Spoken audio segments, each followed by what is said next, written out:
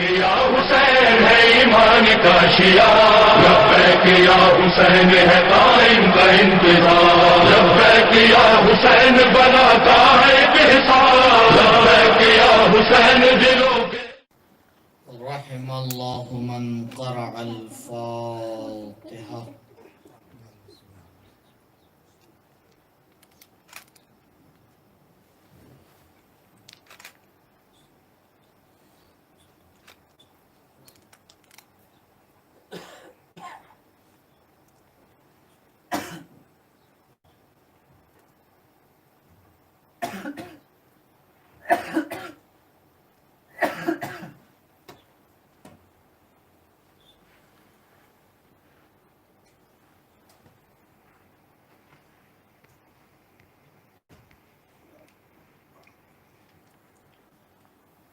اعوذ باللہ من الشیطان الرجیم. بسم اللہ الرحمن الرحیم. الحمد للہ علی ما انعم وَلَهُ الشُّكْرُ عَلَى مَا أَلْهَمَ وَلَهُ الثَّنَاءُ بِمَا قَدَّمَ مِنْ عُمُومِ نِعَمٍ ابْتَدَاهَا وَسُبُوغِ آلاء أَسْدَاهَا وَتَمَامِ مِنَنٍ وَالَاهَا. وَالصَّلَاةُ وَالسَّلَامُ وَالتَّحِيَّةُ وَالْإِكْرَامُ عَلَى النَّبِيِّ الْمُصْطَفَى والرسول المجتبى الذي دنا فتدلى فكان قاب قوسين أو أدنى. هو الذي سمي في السماء بأحمد وفي الأرضين بأبي القاسم المصطفى محمد. اللهم صل على محمد وآل محمد وعلى أهل بيته الأطيبين الأطهرين المعصومين المظلومين الذين أذهب الله عنهم الرجس وطهرهم تطهيرا.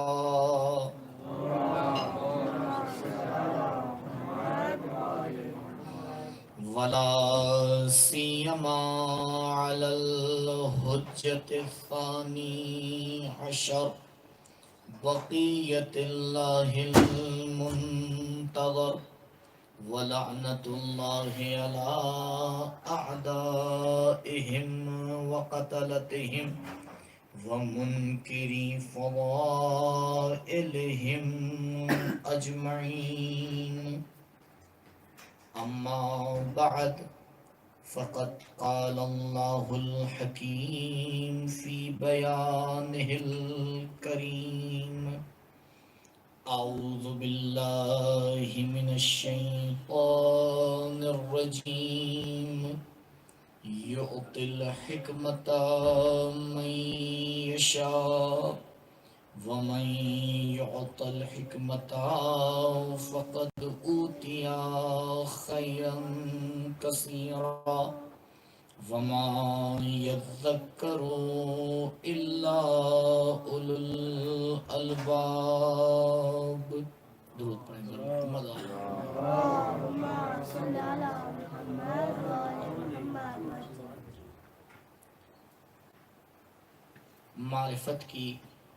معرفت کے حوالے سے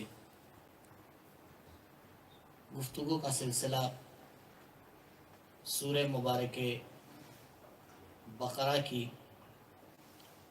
آیت نمبر 269 کو سرنامے کلام بنا کر آپ کی خدمت میں پیش کیا۔ کل ہماری گفتگو معرفت کے ارکان میں سے ایک اہم رکن یعنی خود معرفت کے حوالے سے ہوئی، اور جو اس کی تقسیمات تھی اس کو آپ کے سامنے بیان کیا۔ علماء نے یقین اور معرفت کے 4 مختلف درجے بیان کیے،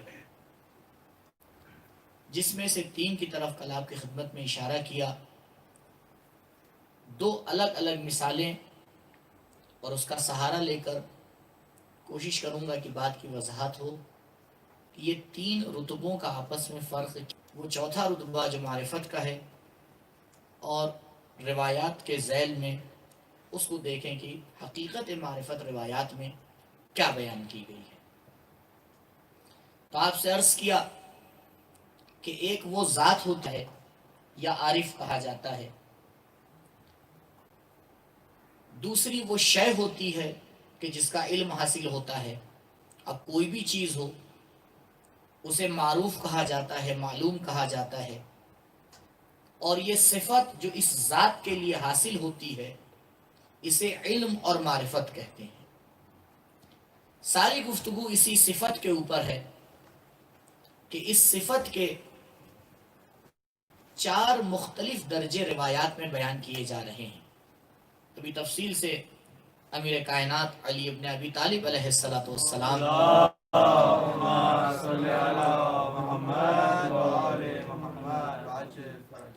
کی روایت ہے کہ جس میں یہ مراتب بیان کیے گئے ہیں، اس کو آپ خدمت میں انشاءاللہ عرض کروں گا۔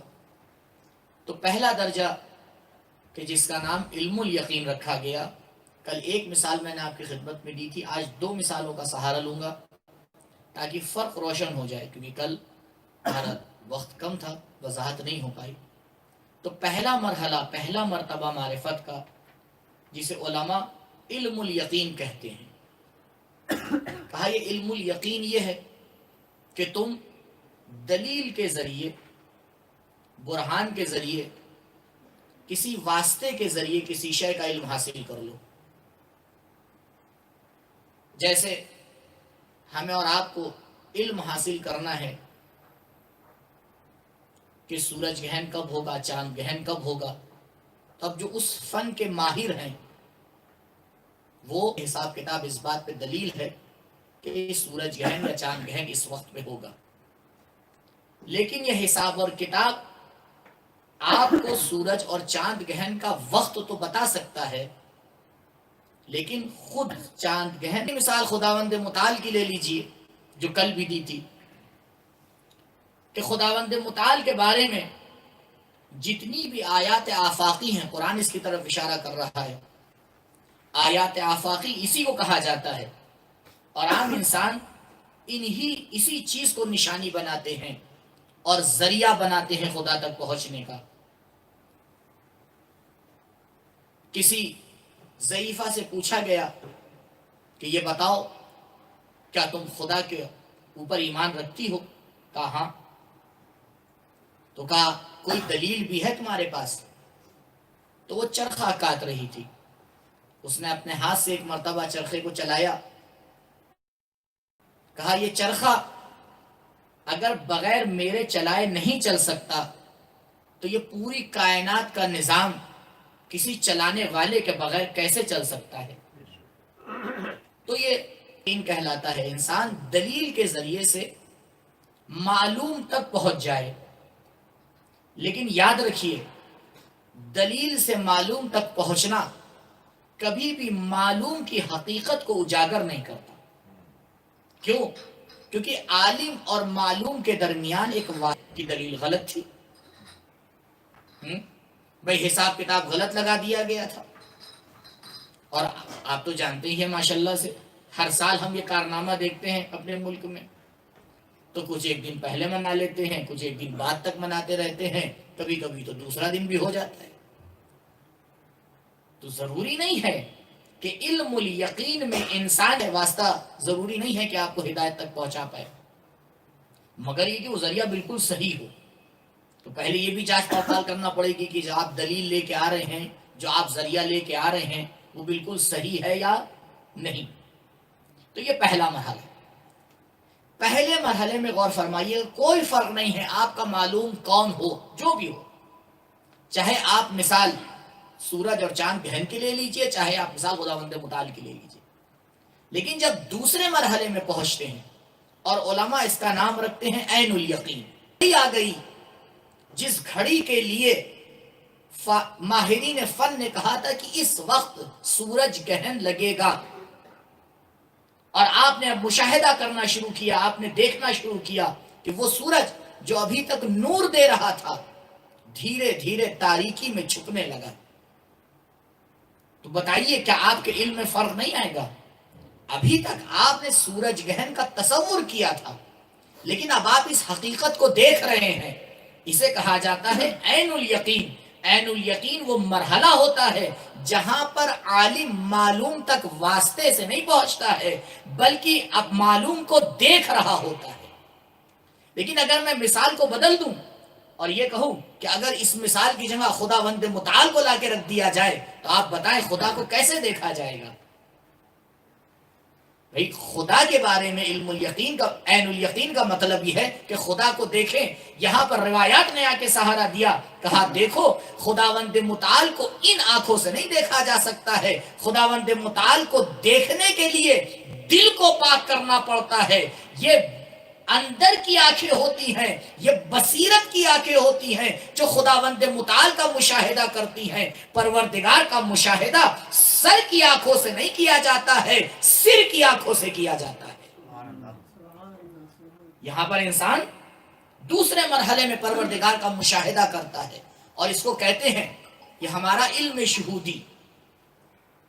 شاید چند دن پہلے میں نے اس روایت کو آپ کے سامنے پیش کیا تھا کہ جس میں مولا فرما رہے ہیں کہ انسان بصیرت تک نہیں پہنچ سکتا مگر یہ کہ میری نورانی معرفت حاصل کرے۔ اس روایت پہ انشاءاللہ گفتگو کروں گا، آج صرف اشارہ کر رہا ہوں کہ حضرت نے وہاں پر کون سی معرفت کی طرف اشارہ کیا ہے؟ معرفت شہودی کی طرف اشارہ کیا ہے کہ جب تک انسان کو شہودی معرفت نہ ہو جائے خداوند متعال کی اور ان ہستیوں کی کہ جو مظہر صفات پروردگار ہیں، تب تک مسئلہ سنبھلتا نہیں ہے۔ تیسرا مرحلہ ایک قدم اور آگے ہے، لیکن یہ مشاہدہ بھی اس حقیقت کو نہیں بتا پاتا جو آپ کے معلوم کی حقیقت ہے، اور آج یہیں پر ہم تھوڑا انشاءاللہ آپ کے سامنے گفتگو کریں گے۔ تیسرا مرحلہ کیا ہے؟ تیسرا مرحلہ، پہلا مرحلہ علم الیقین، دوسرا مرحلہ عین الیقین، اور تیسرا مرحلہ ہے حق الیقین۔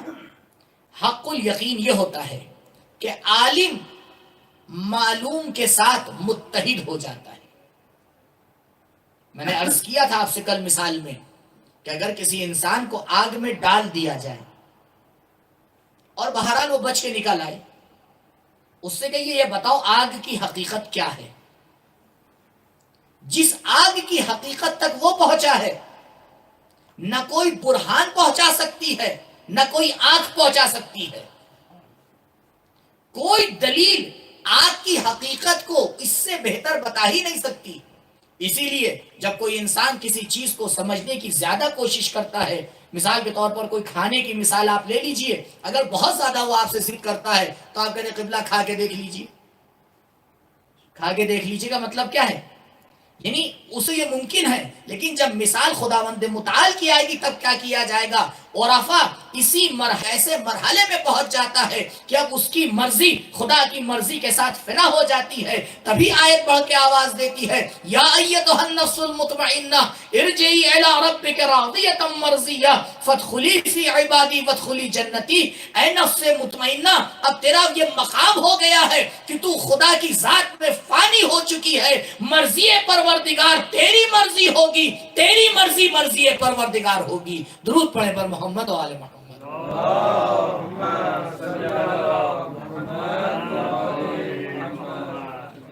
یہ جو مشیت الہی کا مرحلہ ہے، یہ آیت بارہا آپ سنتے رہتے ہیں، ما تشاؤون الا ان یشاء اللہ، یہ چاہتے ہی نہیں ہے مگر وہ جو خداوند متعال چاہتا ہے۔ تو کیسے یہ دونوں چاہتے ایک ہو گئی؟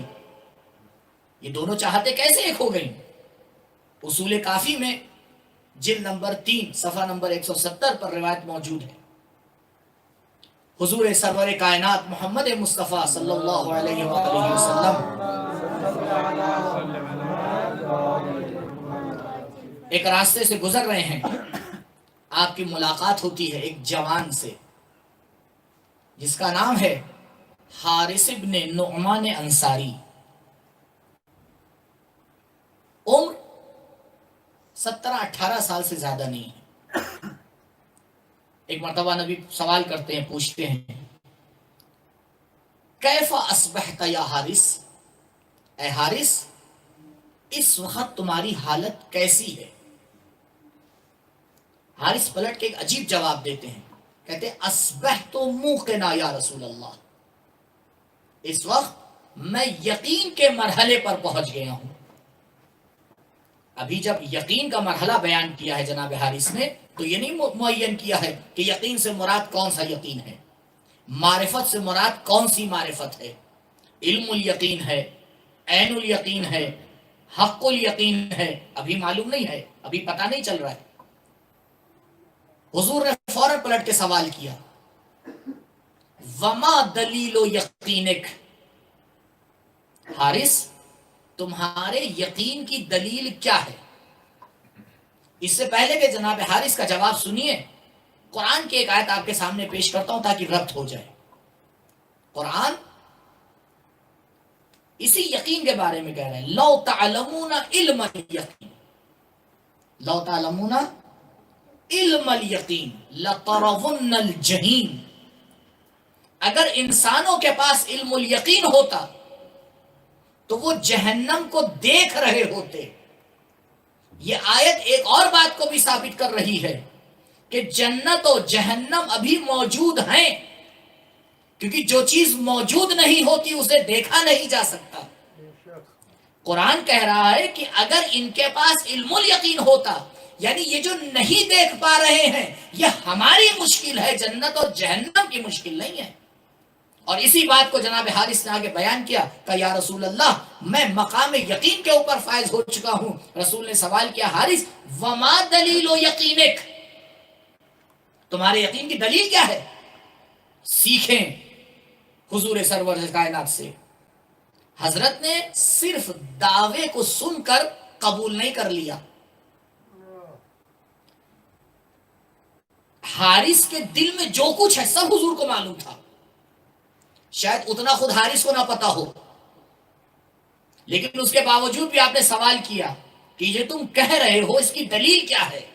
ہمیں یہ سکھایا کہ اگر کوئی بات بیان کی جائے اس کی دلیل پہلے پوچھ لینا، ایسا ہی قبول نہ کر لینا۔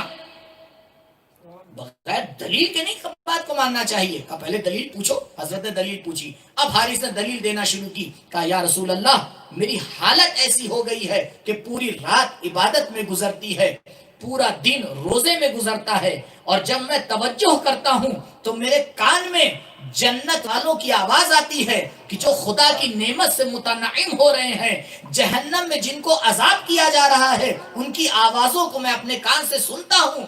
اگر آپ مجھے اجازت دیجئے تو میں ابھی آپ کے سامنے بتا دوں کہ جو لوگ آپ کے ساتھ چل رہے ہیں اس میں کتنے جنت والے ہیں کتنے جہنم والے ہیں۔ سبحان اللہ سبحان اللہ۔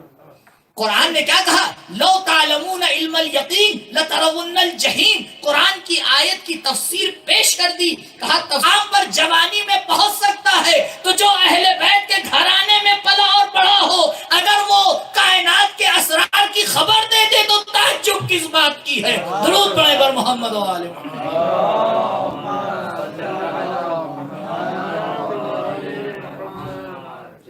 کہا یہ مرحلہ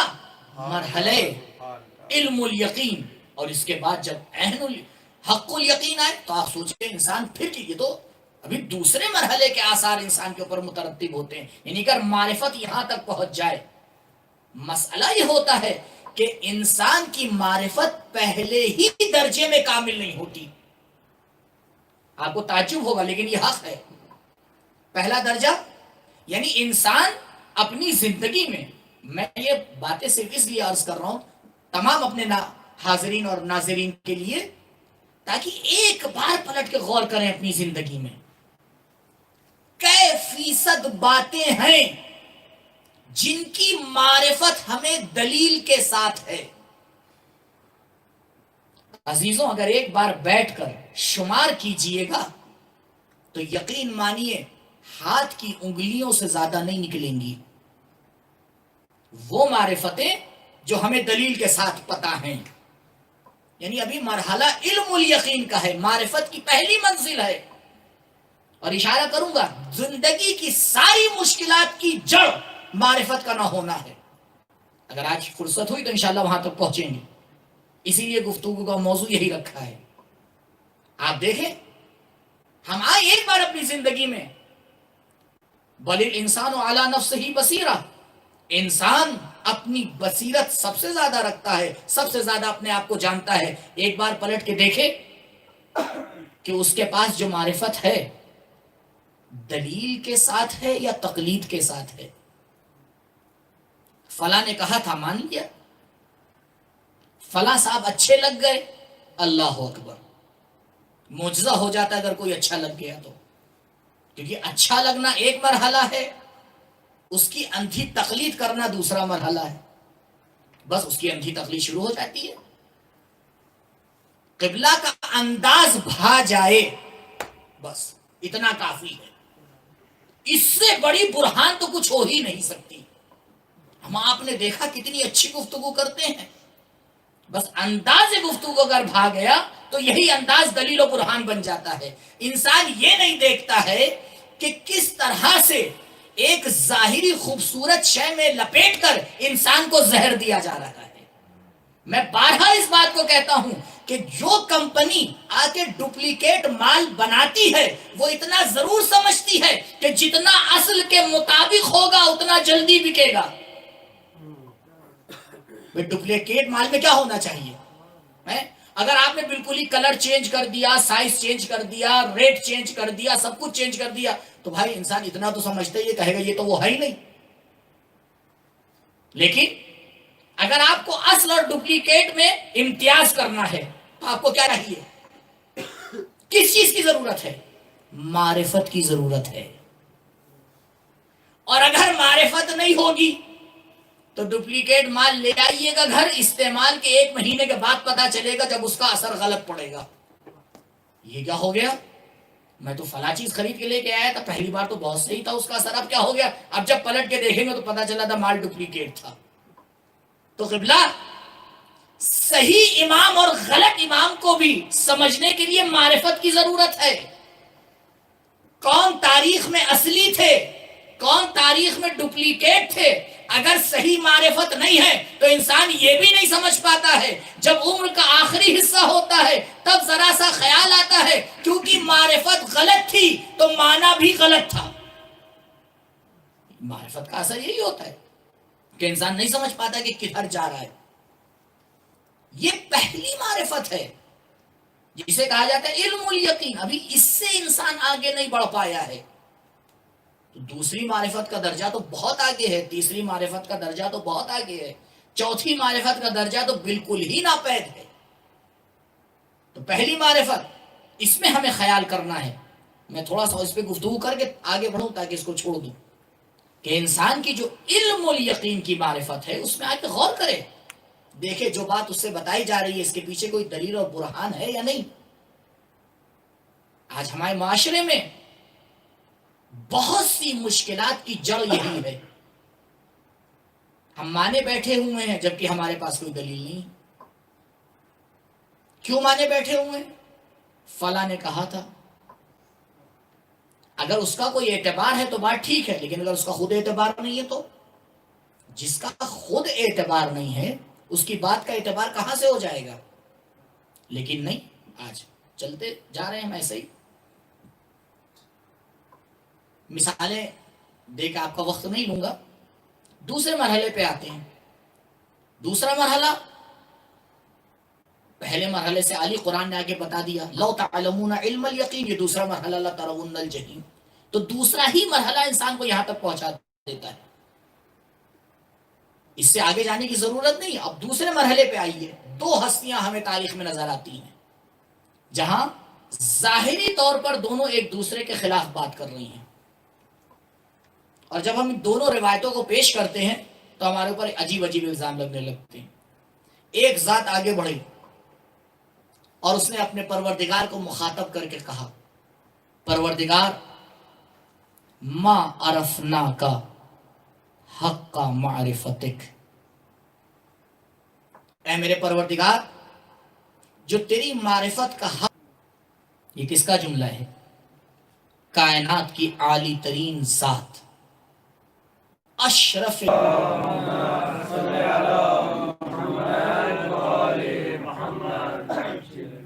آپ نے مشہور جملہ ہے آپ کا تاریخ میں روایات میں، ما عرفنا کا حق کا معرفتک، اے میرے پروردگار جو تجھے پہچاننے کا حق تھا وہ ادا نہیں ہوا۔ بحث اور گفتگو معرفت ہی کی تو ہے، مثال میں نے اسی لیے خدا کی دی تھی کہ جب خدا کی معرفت کی بات آئی تو کائنات کے عظیم ترین انسان کے پیر بھی لڑکھڑاتے ہوئے نظر آئے۔ اس لیے بڑے سکون سے اس مسئلے کے اوپر غور کیجئے گا کہ جب خدا کی معرفت کی بات آتی ہے تو خدا کی معرفت کسی ذات کے لیے ممکن نہیں ہے، چاہے کوئی ہو، کیونکہ معرفت حاصل کرنے کے لیے بہت سیدھی سی میں آپ کو مثال دوں، عالم کا معلوم کے اوپر ہونا شرط ہے۔ بھئی اگر عالم معلوم کے اوپر نہیں ہے تو اس کا علم کیسے حاصل کر رہے ہیں؟ برابر بھی نہیں ہو سکتا، اگر برابر ہے تب بھی پوری طرح سے علم نہیں ہوگا۔ ظاہری مثال دوں تاکہ بات روشن ہو، اگر آپ کسی کھیت میں کھڑے ہوئے ہیں، آپ کو اس کی لمبائی چوڑائی کا پورا اندازہ ہوگا؟ ہو ہی نہیں سکتا، کیوں؟ کیونکہ آپ اس کے عرض میں کھڑے ہیں، اس کے سائیڈ میں کھڑے ہیں۔ ذرا سا اپنے آپ کو اونچائی پہ پہنچائیے، جیسے ہی عالم معلوم کے اوپر پہنچتا ہے اس کا علم ہو جاتا ہے، اب پتا چلتا ہے کہ اس کی لمبائی کتنی ہے، اس کی چوڑائی کتنی ہے۔ یہ تو مادی اور ظاہری مثال ہے، معنوی مثالیں بھی بالکل اسی طرح سے ہیں۔ اگر عالم معلوم کے ساتھ رہے گا تب تک اس کا علم حاصل نہیں کر سکتا کما حق ہو۔ اگر معلوم کا علم صحیح سے حاصل کرنا ہے، اس کی معرفت صحیح سے حاصل کرنا ہے تو معلوم کے اوپر جانا پڑے گا۔ کائنات میں کون سی ایسی ذات ہے جو آ کے دعویٰ کرے کہ وہ خدا سے اوپر جا سکتا ہے؟ نہ کوئی جا سکتا ہے، نہ معرفت حاصل کر سکتا ہے۔ درود پڑھیں بر محمد و آل محمد۔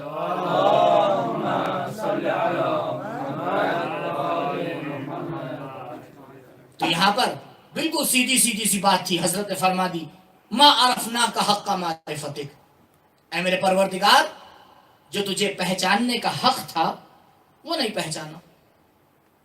کاش یہی روایت ہم تک پہنچتی، لیکن ایک دوسری روایت بھی ہمارے اور آپ کے سامنے موجود ہے، لو کشف الغطاء مزددت یقینا، اگر آسمان کے پردے ہٹا دیے جائیں تو اب علی کی معرفت میں اضافہ نہیں ہونے والا۔ اب ان دونوں روایتوں پہ آپ غور کیجئے، یہ تو پہلے سے ہم طے کیے بیٹھے ہیں کہ یہ دو ہستیاں ایسی ہیں کہ جن کے کلام میں ٹکراؤ نہیں ہو سکتا، کیونکہ اگر ٹکراؤ ہو جائے تو دونوں معصوم کیسے ہیں؟ یہ تو غیر معصوم کے کلام میں ہوتا ہے کہ کوئی کچھ کہہ دیتا ہے، دوسرا کچھ کہہ دیتا ہے۔ ایک انسان خود اپنی بات کو کاٹ دیتا ہے چند دنوں کے بعد، پہلے کچھ کہا تھا بعد میں کچھ کہہ دیتا ہے۔ آپ دیکھ لیجئے، عام طور پر یہی ہوتا ہے، لیکن یہ معصوم کا کلام ہے، معصوم کا کلام کبھی ٹکرا نہیں سکتا، نہ اپنے کلام سے، نہ دوسرے معصوم کے کلام سے، نہ قرآن سے، یہ ہو ہی نہیں سکتا۔ اگر ظاہری طور پہ کہیں ٹکراؤ نظر آئے تو پھر حل تلاش کیجئے گا کہ اس کا حل کیا ہے۔ علماء نے آگے متعدد حل پیش کیے کہ کس طرح سے ان دونوں معرفتوں کا آگے جمع کیا جائے. ایک نفس رسول، ایک خود رسول، ایک آ کے اعلان کر رہا ہے ما عرفنا کا حق کا معرفت، ایک پروردگار تیری معرفت حاصل نہیں ہوئی. اور دوسرا کیا کہہ رہا ہے؟ اب اگر آسمان کے پردے بھی ہٹا دیے جائیں تو اب معرفت میں اضافہ نہیں ہونے والا. اب جیسے ہی ان روایات کو پیش کیا جاتا ہے ہمیں متہم کر دیا جاتا ہے، ارے شیعہ تو ایسے ہی ہوتے ہیں، یہ تو ہمیشہ علی کو چڑھاتے رہتے ہیں، بڑھاتے رہتے ہیں، یہ دیکھتے ہی نہیں ہیں. نہیں، مسئلہ یہ ہے کہ بات کو سمجھا جائے. علماء معرفت کی دو قسمیں آگے بیان کرتے ہیں ایک حوالے سے. ایک کا نام ہے معرفت بالوجہ اور دوسرے کا نام ہے معرفت بالکنہ.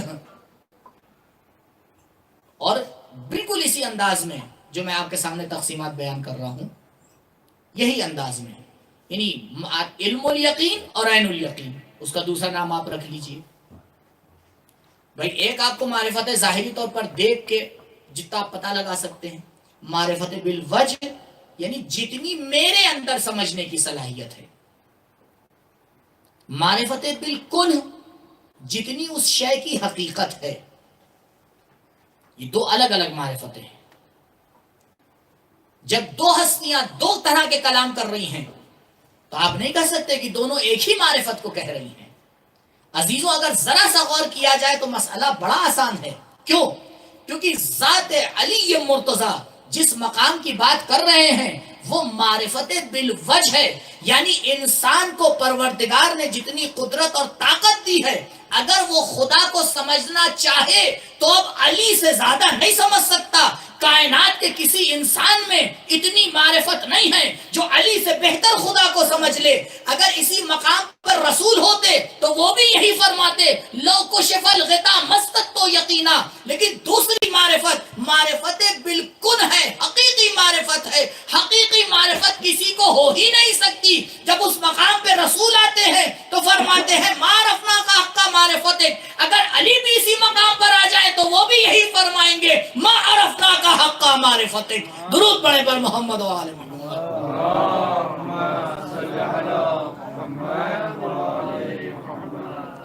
مقام معرفت الگ الگ ہے. مولائے کائنات ظاہری معرفت کے اعتبار سے گفتگو فرما رہے ہیں، معرفت بالوجہ کے اعتبار سے گفتگو فرما رہے ہیں. اے کائنات کے انسانوں، اے دنیا کے انسانوں، تم کتنی بھی کوشش کر لو، تم کتنی بھی کاوش کر لو، خدا کی معرفت کے حوالے سے تم علی سے زیادہ خدا کو نہیں پہچان سکتے. کیونکہ انسان میں اس سے زیادہ خدا کو پہچاننے کی طاقت ہے ہی نہیں.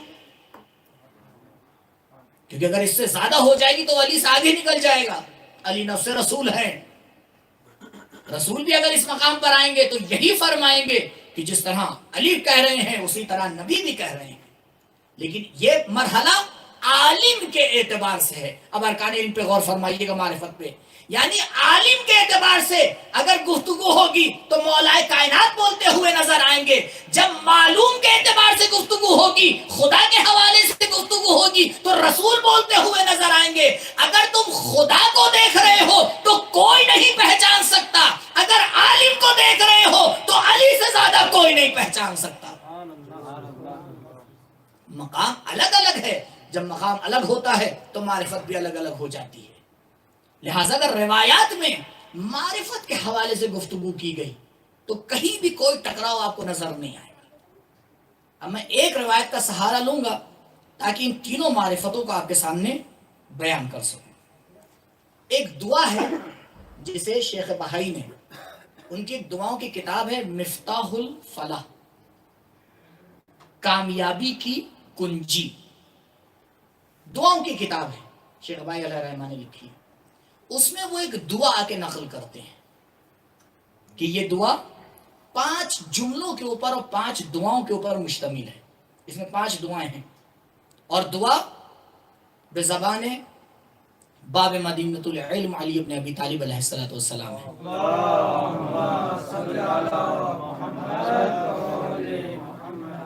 حضرت فرماتے ہیں اللہم نور ظاہری بطاعتک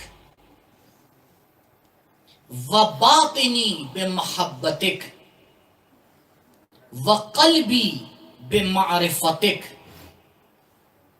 وروحی بمشاہدتک وسری باستقلال اتصال حضرتک یا ذل جلال والاکرام. 5 دعاؤں پر مشتمل ہے. 5 چیزیں مانگی ہیں حضرت نے خدا سے. 5 چیزیں حضرت نے خدا سے مانگی ہیں اور 5 میں حضرت نے معرفت مانگی ہے. عجیب بات ہے. 5 میں آپ غور فرمائیے، تیسرے میں تو لفظ معرفت رکھا ہے لیکن باقی میں ایسا نہیں ہے. پہلی چیز جو حضرت نے مانگی، اللہم نور ظاہری بطاعتک، میرے ظاہر کو اپنی اطاعت سے نورانی کر دے. یعنی مولا یہ کہنا چاہ رہے ہیں اگر تم اپنے ظاہر کو نورانی بنانا چاہتے ہو تو خداوند متعال کی اطاعت کرو. خدا کی اطاعت تمہارے ظاہر کو نورانی بنا دے گی. اور پھر حضرت اس کے بعد، اب یہ پہلا مرحلہ ہے، یہ پہلی دعا ہے جس کو آگے علماء کہتے ہیں تجلیہ. یعنی انسان آئے اپنے آپ کو سنوارنے کی کوشش کرے. وہ انسان جو اپنے آپ کو سنوارنے ہی کی کوشش نہ کرے، آپ اس کے سامنے کچھ بھی کہتے رہیے. اردو میں کہتے ہیں بھینس کے آگے بین بجاتے رہیے، اس کے اوپر کیا اثر پڑنے والا ہے. کیونکہ مخاطب وہ انسان ہوتا ہے جو ان مراحل کو طے کرنے کا ارادہ کرے. سوچے مجھے ان مراحل کو طے کرنا ہے، مجھے اس معرفت کو حاصل کرنا ہے. ہاں قبلہ بڑا اچھا بیان تھا، علم الیقین، حق الیقین، فلا فلا فلا. ثم ماذا؟ یہ بیانات اس لیے نہیں ہے کہ حق و الفاظ بڑے اچھے لگ جائیں. یہ بیانات اس لیے ہیں تاکہ پہلے مرحلے میں خود اور دوسرے مرحلے میں جس تک یہ بات پہنچ رہی ہے وہ اس بات کا ارادہ کرے کہ یہ معرفت حاصل کرنا ہے. انسان اس دنیا میں آئے بغیر معرفت کے اس دنیا سے چلا جائے تو اس سے بہتر ہے کہ نہ آئے. کیونکہ انسان کی فصل معرفت ہے. انسان جتنی معرفت رکھتا ہے اتنا انسان ہوتا ہے. انشاءاللہ اس کو بیان کروں گا آپ کی خدمت میں. انسان جتنی معرفت رکھتا ہے اتنا ہی انسان ہوتا ہے، اس سے زیادہ نہیں ہوتا. اسی لیے بہت سے انسان اس دنیا سے آ کے چلے جاتے ہیں، انسان ہوتے ہی نہیں. تھوڑی سی اس کی وضاحت کر دوں کیونکہ اب یہ بات ذہن میں گھومتی رہے گی. یہ ہم اور آپ جب انسان کی ڈیفینیشن بیان کرتے ہیں تو کیا کہتے ہیں؟ انسان کون ہے؟ انسان ہمارے نزدیک کچھ اور ہے، خدا کے نزدیک کچھ اور ہے. ایک بچہ پیدا ہوا، آپ نے 1 نمبر بڑھا دیا. بعض ملکوں میں ہوتا ہے نا، کچھ ایک لگا رہتا ہے کہ بھئی اتنے انسان پیدا ہو رہے ہیں، اتنے انسان مر رہے ہیں. ان کے لیے انسان کا معیار یہی جسم ہے، کافی ہے. ہر 10 سال کے بعد جو ہے وہ گنا جاتا ہے، جن سنکھیا ہوتی ہے کہ بھیا کتنے لوگ ہیں، اتنے مرے اتنے جیے، ایک لسٹ بن جاتی ہے. تو یہ تو ہمارے اور آپ کی نظر میں ہے. بھئی آپ کے مدرسے میں کتنے طالب علم ہیں؟ ایک انسان ہے ہماری نظر میں.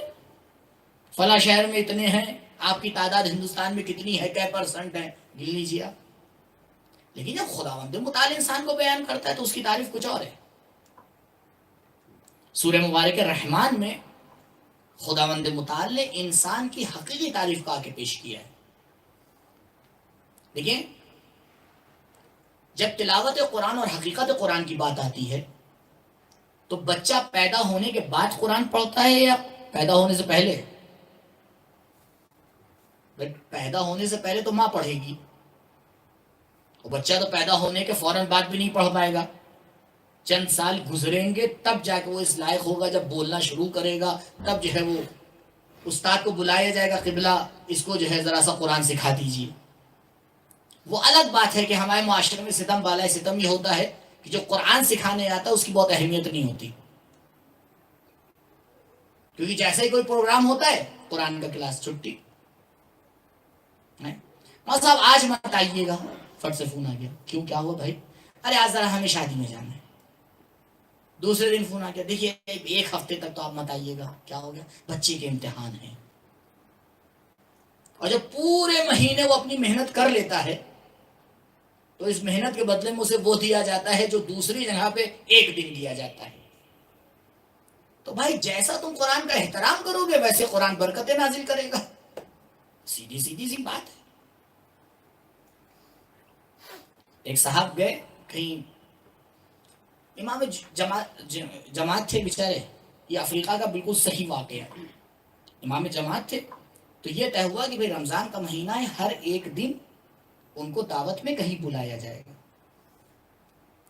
تو ایک ایک دن سب جگہ بلایا گیا. اتفاق سے ایک گھر پہ پہنچے، جب وہ کھانا وانا کھا چکے اور چلے گئے تو وہ جو گھر والی تھی انہیں نے اپنے شوہر کو بلایا، کہا سنیے میں نے یہاں تاخچے پہ کچھ روپے پیسے رکھے تھے، وہ نہیں ہیں، اور امام جماعت کے علاوہ کوئی اور آپ نے اٹھائے؟ انہوں نے کہا نہیں میں نے تو نہیں اٹھائے. کہا انہیں نے اٹھائے. جب کوئی دوسرا آیا ہی نہیں تو احتمال کیا دے گیا کوئی؟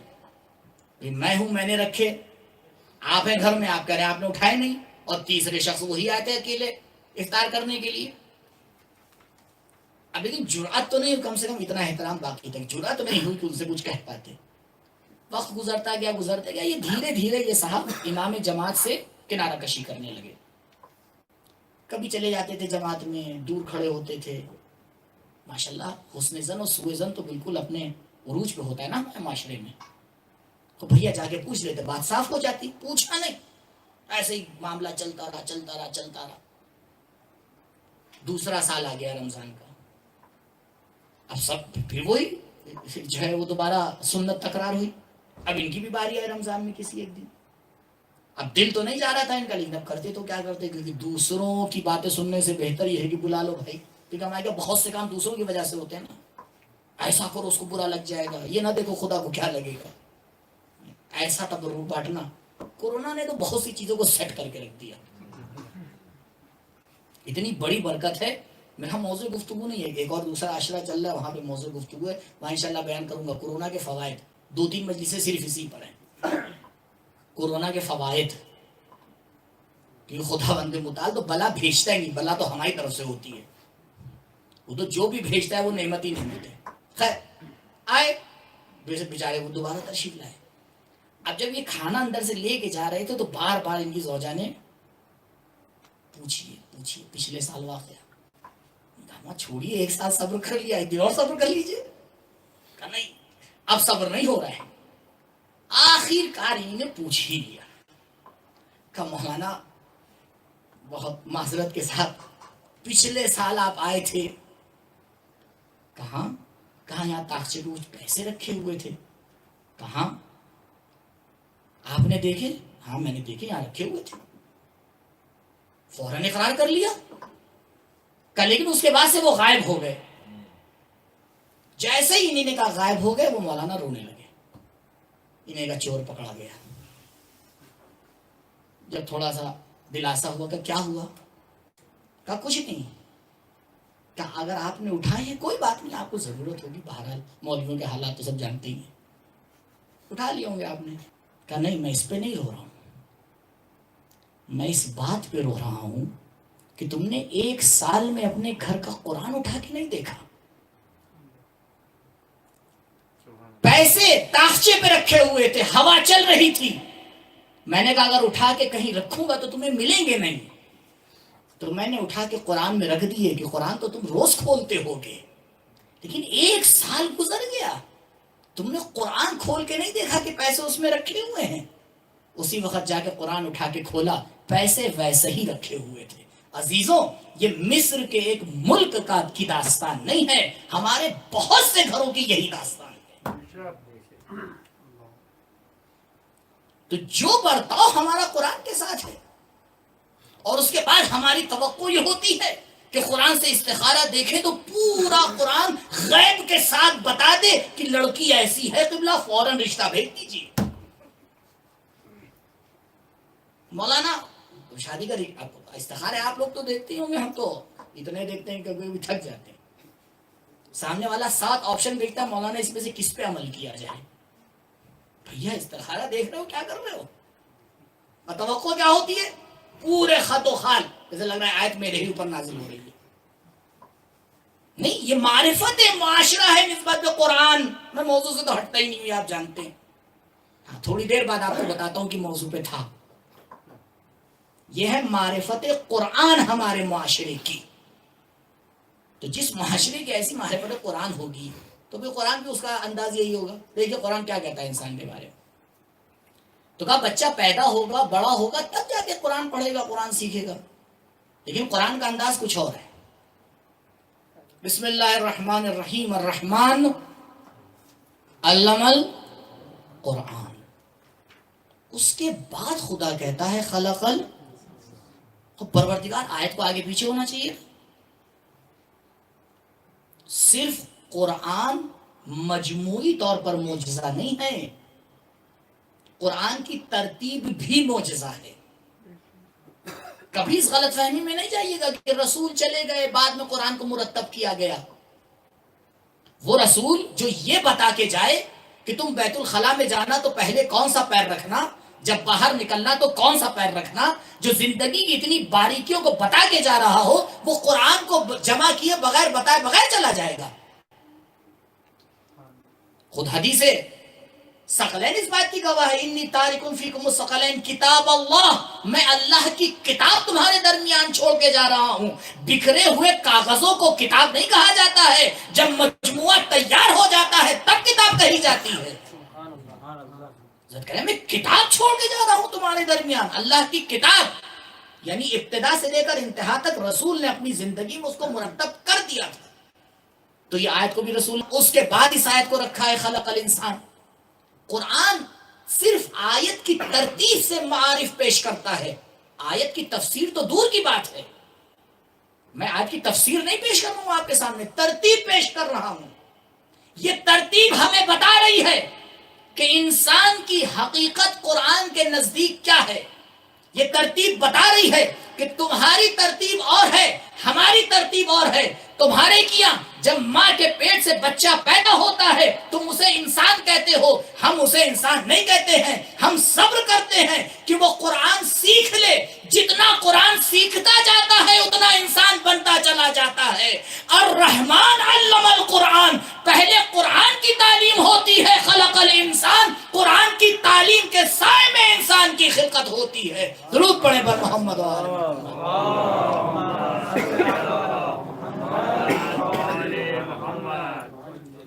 انسان اتنا ہی انسان ہے جتنا قرآن کی معرفت رکھتا ہوگا. اور اگر بغیر قرآن کی معرفت کے اس دنیا سے چلا گیا تو انسان اس دنیا سے نہیں گیا ہے. یہ صرف ایک آیت قرآن کی اس بات کی گواہی دے رہی ہے. الرحمن علم القرآن خلق الانسان. انسان کی خلقت تعلیم قرآن کے سائے میں ہوتی ہے. اب جتنا انسان قرآن سیکھ لے, اب جس کو انسان بننے کا شوق ہے, یہ بالکل سیدھی سی بات ہے, کوئی جسارت نہیں ہے. اور اگر جسارت ہے تو خدا کر رہا ہے, میں نہیں کر رہا ہوں, کیونکہ میں تو صرف اس کا ترجمانی کر رہا ہوں آپ کے سامنے. کہا نہیں تم یہ سمجھتے ہو کہ انسان آئے ہو انسان جا رہے ہو. نہیں, ہماری تو نظر دوسری ہے. ہم تو معرفت قرآنی کو آ کے دیکھتے ہیں کہ قرآنی معرفت تمہارے پاس کتنی ہے. اسی لیے آپ دیکھیں وہ روایات جس میں حملۃ القرآن کا ذکر ہوا ہے, ایسی ایسی روایات ہیں انسان کو تعجب ہوتا ہے سن کر. خیر, تو حضرت فرما رہے ہیں پہلی دعا کہ پروردگار میرے ظاہر کو آ کے نورانی کر دے. نور ظاہری بطاعتک, اپنے اطاعت کے ذریعے سے میرے ظاہر کو نورانی کر دے. اس کے بعد وباطنی بمحبتک, اور میرے باطن کو نورانی کر دے اپنے محبت کے ذریعے سے. یعنی انسان کا ظاہر عمل صالح سے نورانی ہوتا ہے اور اس کا باطن محبت پروردگار سے نورانی ہوتا ہے. اور یقین مانیے نہ محبت پروردگار حاصل ہونے والی ہے نہ عمل صالح ملنے والا ہے جب تک معرفت نہ ہو. یہ ایک دعویٰ ہے, اس کی دلیل کل آپ کے سامنے پیش کروں گا. پھر سے دوہرا رہا ہوں, یہ پہلا والا مقام اللہم نور ظاہری بطاعتک وباطن, اطاعت کے ذریعے سے یعنی عمل صالح کے ذریعے سے, اور میرے باطن کو محبت کے ذریعے سے نورانی فرما دے. یہ دونوں چیزیں بغیر معرفت کے حاصل نہیں ہوں گی, انشاءاللہ کل پیش کروں گا. تیسری چیز وقلبی بمعرفتک, حضرت اسی لیے تیسری جگہ پہ لکھی, کیونکہ جب تک قلب معرفت کے نور سے منور نہیں ہوگا نہ محبت آئے گی نہ اطاعت آئے گی. سارا دار و مدار معرفت کے اوپر ہے. یہ وہی پہلی معرفت ہے جسے ہم نے علم الیقین کہا تھا. اور اس کے بعد حضرت ایک قدم اور آگے بڑھتے ہیں. دیکھیے بالکل وہی ترتیب ہے کیونکہ علماء نے ان باتوں کو کہیں اور سے نہیں لیا، روایات سے لیا ہے. اس کے بعد چوتھے مرحلے میں حضرت فرماتے ہیں پروردگار میری روح کو اپنے مشاہدے کے ذریعے سے نورانی فرما دے. یہ کون سا علم ہے؟ یہ عین الیقین ہے جو میں نے آپ کو مثال دی تھی. تو پہلے علم الیقین، اس کے بعد عین الیقین، اس کے بعد کا مرتبہ دیکھیں وسری، پروردگار میری ذات کو، میرے سر کو، میرے حقیقت کو بے استقلال اتصال معرفتک ایسا نور عطا فرما جس میں تیرے ساتھ متصل ہو کے ایک حقیقت بن جاؤں. اسی کو حق الیقین کہتے ہیں. یعنی مولا کائنات نے پہلے ظاہر کی بات کی، اس کے بعد محبت کی بات کی، اس کے بعد علم الیقین کی بات کی، پھر عین الیقین کی بات کی، پھر حق و ترتیب ایسے ہی چلے گی جب تک عمل صالح نہیں ہوگا محبت نہیں آئے گی. جب تک محبت نہیں آئے گی معرفت نہیں آئے گی. جب تک معرفت نہیں آئے گی مشاہدہ نہیں کر پاؤ گے. جب تک مشاہدہ نہیں کر پاؤ گے اتصال نہیں ہو پائے گا. درود پڑھے پر محمد و آل محمد.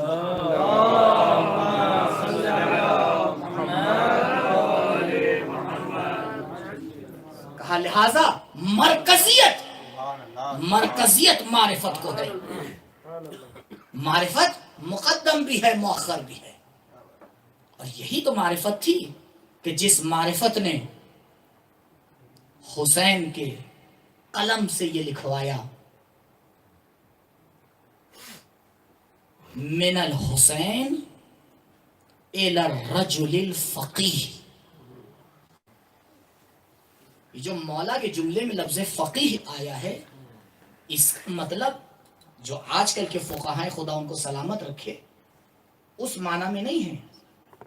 یہ فقیہ بے معنی پورے دین کی معرفت رکھنے والا. معالی السکتین میں ایک جملہ نقل ہوا ہے جناب حبیب کی شہادت کے بعد، انشاءاللہ بھی نقل کروں گا. میں نے تلاش کیا، دیکھیے گفتگو اصحاب کی ہے، کسی بھی صحابی کی شہادت کے بعد امام نے جملہ نہیں کہا ہے سوائے جناب حبیب کے. تاریخ لکھتی ہے خط پہنچا جناب حبیب تک، اور اس وقت جناب حبیب دسترخوان پر بیٹھے ہوئے کھانا نوش فرما رہے تھے. کوفے کے حالات آپ بخوبی جانتے ہیں کہ کیا حالات تھے اس زمانے میں کوفے کے. کوفے میں پرندہ بھی پر نہیں مار سکتا تھا. ابن زیاد نے ایسا ماحول بنا دیا تھا کوفے کا. کسی نے دق الباب کیا، دسترخوان پہ سے جناب حبیب اٹھے، اس وقت کون آ گیا؟ اور جانے کے بعد دیکھا حسین کا خط آیا ہے، امام کا خط آیا ہے. کتنا حبیب کا دل بے چین تھا حسین کے لیے. خط کو دیکھا، آنکھوں سے لگایا، چوما، کھولا. عجیب جملہ لکھا تھا حسین نے، حبیب آؤ حسین کو تمہاری ضرورت ہے. عزیزوں یہ جملہ جناب حبیب کے مقام کو بتا رہا ہے. امام کسی کو محتاج نہیں ہوتا، لیکن یہ جملہ لکھنا اور حبیب کو بلانا یہ بتا رہا ہے کہ امام کیا چاہتے تھے اور کیا مقام تھا امام کے نزدیک جناب حبیب کا. کتنی عظیم شخصیت تھے. خط لیا، پڑھا، آنکھوں سے آنسو جاری ہو گئے. سمجھ گئے، جانتے تھے جناب حبیب کے پاس علم منایا و بلایا تھا. جانتے تھے کہ اس وقت حسین کہاں پر آ کے گھر چکے ہیں. جیسے ہی اندر پہنچے زوجہ نے سوال کر لیا کیا ہوا ابھی؟ کہا کچھ نہیں، میں جانا چاہ رہا ہوں لیکن ایک مشکل ہے۔ کہا کیا؟ کہا مشکل یہ ہے کہ تمہیں چھوڑ کے کیسے جاؤں گا؟ کہا حبیب کس نے بلایا ہے، کیا مسئلہ ہے؟ کہا حسین نے مجھے یاد کیا ہے۔ عزادارو پہلے جناب حبیب کو تھوڑا پہچانے، جیسی معرفت ہوگی ویسے مصائب ہوں گے۔ کہا حسین نے مجھے یاد کیا؟ کہا حسین نے یاد کیا تو جائیے۔ کہا نہیں، مجھے معلوم اگر میں چلا گیا تو میرے جانے کے بعد تمہیں پریشان کیا جائے گا۔ کہا حبیب حسین بلا رہے ہیں؟ عزیزوں یہ جو ہم زیارتوں میں جملہ پڑھتے ہیں بنفسی و مالی و اسرتی، ہم تو جملہ پڑھ کے نکل جاتے ہیں، لیکن اس کا مصداق ہے جناب حبیب کی زوجہ۔ کہا حبیب کیا کر رہے ہیں آپ؟ حسین بلا رہے ہیں، یہ بتائیے کل اگر قیامت کے دن فاطمہ نے سوال کر لیا کہ تمہیں اپنا گھرانہ زیادہ پیارا تھا یا میرے حسین کا گھرانہ؟ بس جیسے ہی یہ جملہ سنا، بہرحال علماء اس کے بعد ایک جملہ کہتے ہیں لیکن مجھے تاریخ میں نہیں ملا لہذا نہیں پڑھوں گا۔ اس کے بعد جناب نے کہا ٹھیک ہے میں تمہیں طلاق دیتا ہوں۔ کہا کیوں؟ کہا تھا کہ تم آزاد ہو جاؤ۔ کہا حبیب جب تک دنیاوی معاملے رہے تو ساتھ میں رکھا، اب جب حسین کی طرف جا رہے ہو۔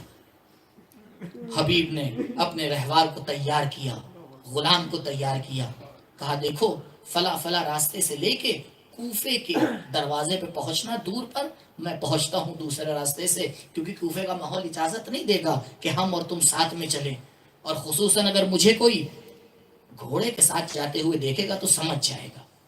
غلام لے کے پہنچا۔ عزیزوں عجیب تاریخ نے منظر بیان کیا ہے۔ جناب حبیب پہنچے اور پہنچنے میں تھوڑی سی تاخیر ہو گئی۔ یہ تاخیر میں بھی حکمت تھی۔ اب جو قریب پہنچے تو عجیب منظر دیکھا غلام گھوڑے سے باتیں کر رہا ہے۔ سن پائیے گا کیا کہہ رہا ہے؟ کہا میرے آقا کے رہوار پریشان نہ ہو، اگر میرا آقا نہیں آیا تو میں حسین کی نصرت کے لیے تیرے ساتھ چلوں گا۔ تاریخ لکھتی ہے بس یہ جملہ سننا تھا کہ جناب حبیب نے اپنا ماما اتارا، مولا یہ آپ پر کون سا وقت آ گیا ہے کہ غلام اپنی جان دینے کے لیے تیار ہے؟ ہاتھ جوڑ کے کہوں گا حبیب ابھی تو غلام نے فقط اظہار شہادت کیا تھا، ارے ذرا کربلا آئیے دیکھیے 6 ماہ کا علی اصغر بھی تیار ہے۔ جزاکم ربکم خیر الجزا۔ آزاداروں جناب حبیب پہنچتے ہیں۔ کربلا کا ماحول شمر کے آنے کے بعد عجیب ہو گیا تھا۔ مخدرات عصمت و طہارت کے چہرے پر سے مسکراہٹ ختم ہو گئی تھی۔ فرات سے خیموں کو ہٹا دیا گیا تھا۔ بیویاں ہر وقت ایک دوسرے کو دیکھا کرتی تھی کہ اب کیا ہونے والا ہے، اب کیا ہونے والا ہے۔ بچے سہمے سہمے نظر آتے تھے، کسی کو نہیں معلوم تھا کہ آگے کیا ماحول پیش آنے والا ہے۔ ہاں عزیزوں آپ سوچئے عزاداروں، ایسے ماحول میں اگر آواز تکبیر بلند ہو، اگر جوانوں کے چہرے پہ مسکراہٹ آ جائے تو کتنی خوشی کی بات ہوگی۔ ایک مرتبہ خیام کے اندر تکبیر کی آواز آئی،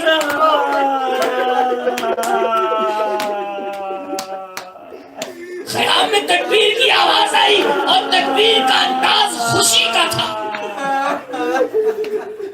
ایک مرتبہ علی کی بیٹی نے خادمہ سے کہا جاؤ ذرا دیکھ کے تو آؤ۔ اس قسمہ پرسی کے ماحول میں یہ تکبیر میں خوشی کی لہر کیوں آ رہی ہے؟ جاتی ہے، دیکھتی ہے، واپس آتی ہے. بی بی مبارک ہو. تو ایسے حالات میں مبارکباد. ہاں بی بی مبارک ہو، حبیب آئے ہیں. اللہ اکبر. حبیب ہزاروں سلام ہو تمہارے اوپر. تم اہل حرم کی ڈھارس ہو، تم حسین کا ستون ہو.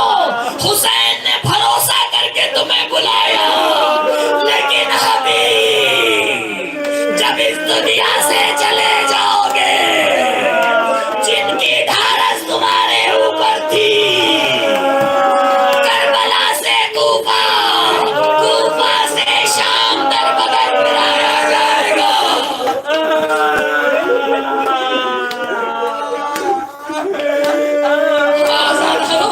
بس جیسے ہی جناب زینب سلام اللہ علیہ کو یہ خبر ملی، کہا جاؤ حبیب کو ہمارا سلام کہہ دو. اللہ اکبر. ادھر کنیز سلام لے کے پہنچی، ادھر حبیب نے نعرہ بلند کیا، پروردگارا حسین کے گھرانے میں کیا وقت آ گیا ہے. زینب غلام کو سلام پہنچا رہی ہے. حبیب سرزمین کربلا پہ بیٹھے، خاک کربلا کو اٹھایا، اپنے سر پہ ڈالا، ہاتھ جوڑ کے کہوں گا حبیب ابھی تو زینب نے سلام کہا ہے، آپ برداشت نہ کر پائے. ارے عصر عاشور یہی زینب ہوگی، آواز دے رہی ہوگی، یبنا عمر احسان اتنظر ویقتل ابو عبداللہ. اے عمر احسان تو دیکھ رہا ہے اور زینب کب آ جایا، شہید ہو.